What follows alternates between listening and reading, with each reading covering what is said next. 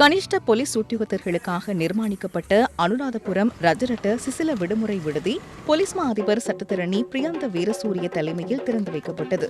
வடமத்திய மாகாணத்திற்கு பொறுப்பான சிரேஷ்ட போலீஸ் மா அதிபர் உள்ளிட்ட பலர் இந்த நிகழ்வில் கலந்து கொண்டனர். இது போலீஸ் போதைப்பொருள் கடத்தல்காரர்கள் மற்றும் குற்றவாளிகள் இருக்க முடியாது. போலீஸ் உத்தியோகஸ்தர்கள் அந்த நிலைக்கு செல்ல முயல்வார்களானால் அவர்களுக்கு எதிராக தீர்மானங்களை எடுப்பதற்கு எந்த வகையிலும் தயங்கப் போவதில்லை. போலீஸ் உத்தியோகஸ்தர்கள் செய்யும் குற்றங்கள் தொடர்பில் சட்டத்தை நடைமுறைப்படுத்தாமல் நாம் மக்களுக்கு முன்பாக செல்ல முடியாது.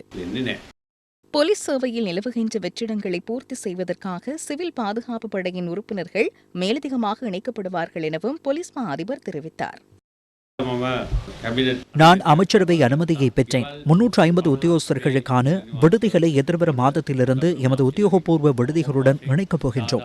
உத்தியோகஸ்தருக்கு முறைமையின் அடிப்படையில் 5 வருட கால வரையறைக்கு அமைய வீட்டினை பெற்றுக் கொடுக்க நடவடிக்கை எடுப்போம். குறைந்தளவு 10,000 வெற்றிடங்கள் நிலவுகின்றன. உண்மையாக 30,000 வெற்றிடங்கள் அன்னளவாக நிலவுகின்றன. எமக்கு அதற்கு ஒத்துழைப்பு ஊழியர்களாக சிவில் பாதுகாப்பு உத்தியோகஸ்தர்கள் 10,000 பேரை பெற்றுக்கொள்ள சந்தர்ப்பம் கிட்டியது. இப்போது 10,000 பேர் கிடைத்துள்ளனர். எதிர்வரும் நாட்களில் 9,000 பேரை இணைத்துக் கொள்வதற்கு நடவடிக்கை எடுத்து வருகின்றோம். அதற்காக அமைச்சரவை அனுமதியை பெற்றுள்ளோம். இப்போது விசேட சம்பளத்திற்கான வியூகத்தை உருவாக்குவதற்கான இறுதி கட்டத்தை எட்டியுள்ளோம். அந்த சம்பள வியூகத்தை எதிர்காலத்தில் அமைச்சரவைக்கு அனுப்பி பின்னர் அந்த இறுதி தீர்மானத்துடன் சிறந்த சம்பளம் ஒன்று கிடைக்கும் என எதிர்பார்க்கின்றேன்.